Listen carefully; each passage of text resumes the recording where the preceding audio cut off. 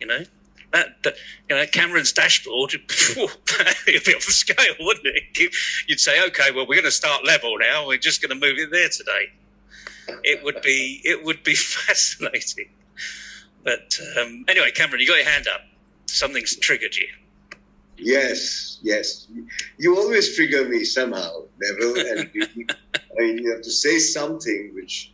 Actually, what came to mind when we were speaking of emotions and accepting them and balancing them was the role that emotions play in memory.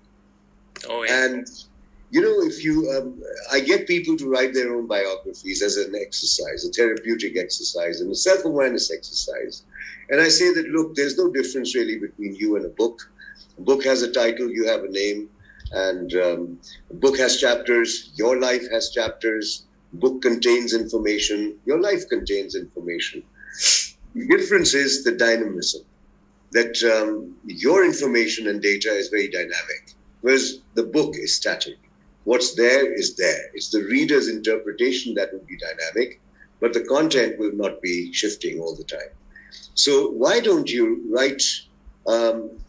break your life into chapters. Like I'm in my 12th chapter right now, which is 5-year span. So 0 to 5, 6 to 10, like that. And the best moments and the worst moments. And I would recommend our listeners, in particular, to do this exercise. Take a scrapbook, break your life into as many chapters by 5 years at a stretch, from birth to 5 and so on. And then write your best and worst moments. You'll be surprised how much we recall. And those best and worst moments, when we interpret them, it shows how rich our life has been.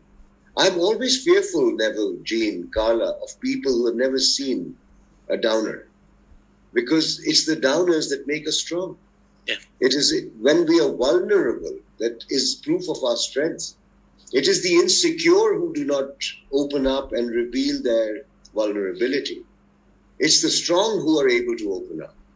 And frankly, we have interpreted crying as a sign of weakness, whereas it's true that it shows how much you trust the people you're with, that you can be yourself in their company, knowing that they will not abuse you, but they will come to you and connect with you and feel with you, which is an amazing bonding experience.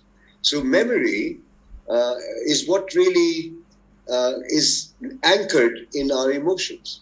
And I feel that everything intellectual is there somewhere in the subconscious, but very hard to access. But ask yourself, what do you remember from your past? It's always those things that touched you the most.